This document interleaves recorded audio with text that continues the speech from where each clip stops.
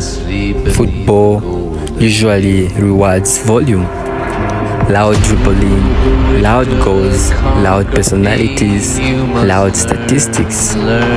The game is built around visibility, who flashes brightest under the lights. But every era produces something harder to categorize. A player who doesn't increase the noise, he changes the structure of it. That is where Julián Alvarez exists, not as a spectacle, but as a disturbance inside the system, a distortion that improves everything around it without demanding attention.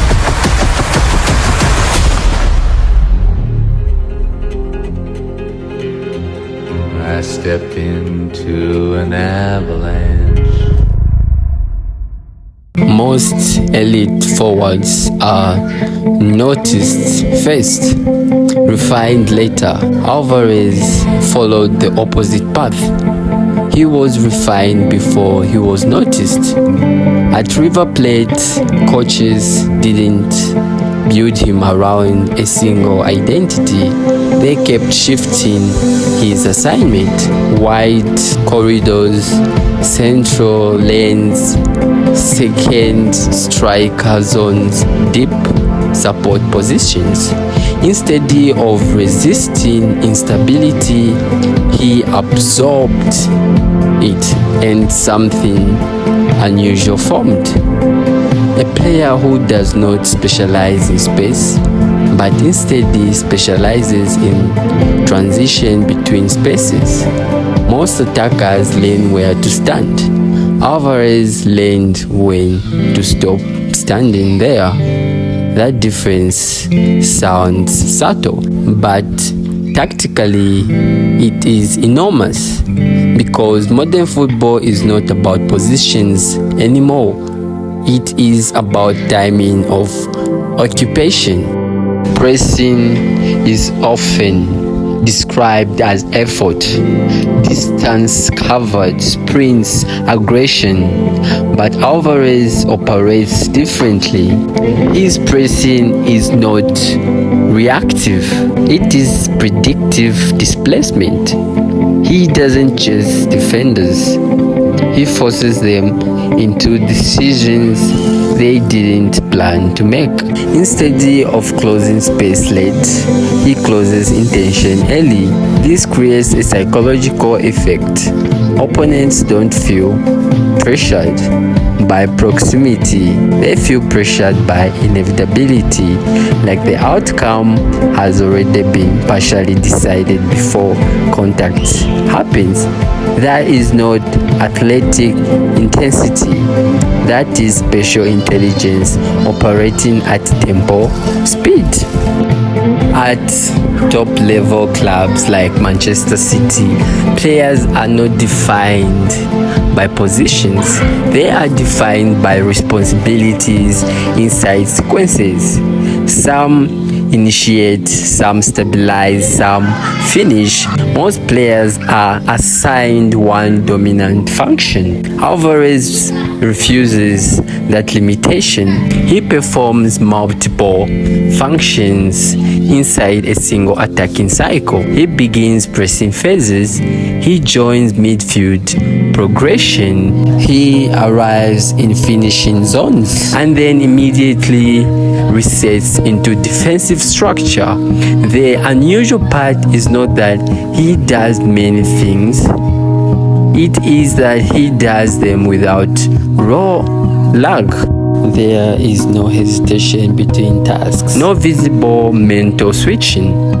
He behaves like a continuous loop rather than segmented instructions. That is extremely rare at elite level, because most players transition between roles. Alvarez blends them. Modern football analytics often focus on measurable output, shots, assists, pass accuracy, but there is another layer that is harder to quantify: vacant space creation. Alvarez excels here. He pulls defenders not toward himself, but away from the game's next action. A single run from him can distort an entire defensive line, not because he is the target, but because defenders must respect the responsibility that he could become the target. This creates ripple effects. Midfielders gain passing angles, wingers receive isolated duels, strikers find reduced marking pressure, and yet in most of these sequences, Alvarez does not touch the ball. His influence exists in what others are allowed to do after his movement. That is architectural impact, not statistical impact. On the international stage, especially the 2022 tournament with FIFA World Cup, pressure usually distorts young attackers. They rush decisions, overcommit actions, lose structural discipline. Alvarez did the opposite. Pressure simplified him. His movements became cleaner under pressure. His decisions became faster, not louder. In Argentina's system, led by Lionel Messi, he didn't compete for dominance. He reinforced stability. He ran channels that no one else consistently occupied. He created depth without demanding recognition for it. And in knockout football, depth is often the difference between control and collapse. Football analysis depends on classification.